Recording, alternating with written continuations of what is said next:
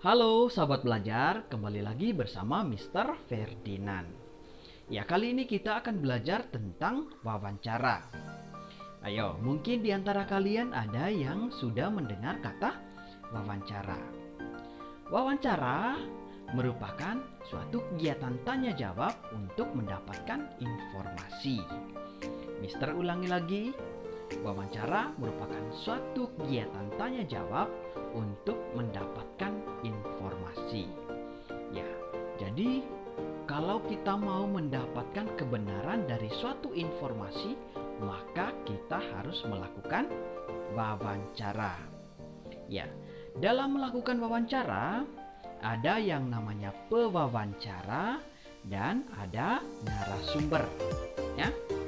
Oke.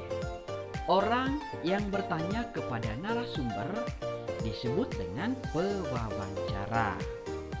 Sedangkan orang yang memberikan informasi disebut dengan narasumber. Ya.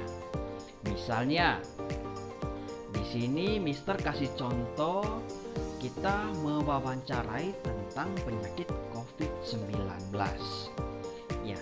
Dalam mendapatkan informasi seputar COVID-19, maka kita harus mewawancarai seorang narasumber, yaitu seorang dokter. Ya. Ketika kita mewawancarai seorang dokter, maka kita disebut dengan pewawancara. Sedangkan dokter disebut dengan narasumber, karena dokter yang memberikan informasi seputar COVID-19. Ya.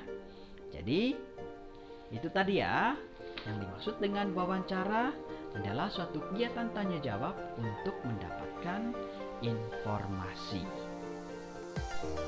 Saat melakukan wawancara, jangan lupa kita harus menyiapkan catatan dan juga alat perekam suara ya.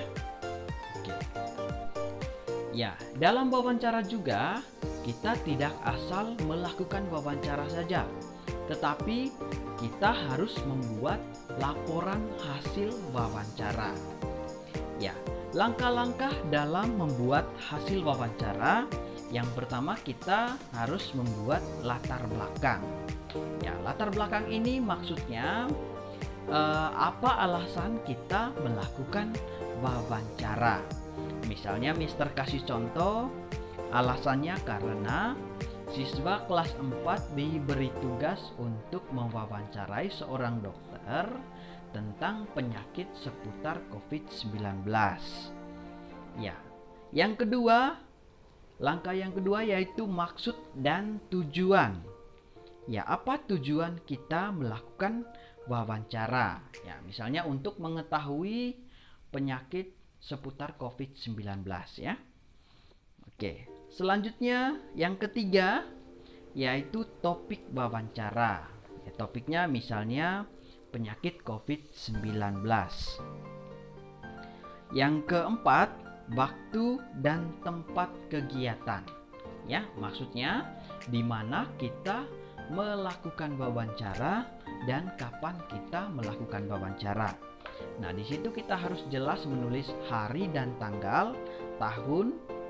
Selain itu tempatnya ya, tempatnya di mana, jam berapa kita melaksanakan kegiatan wawancara tersebut.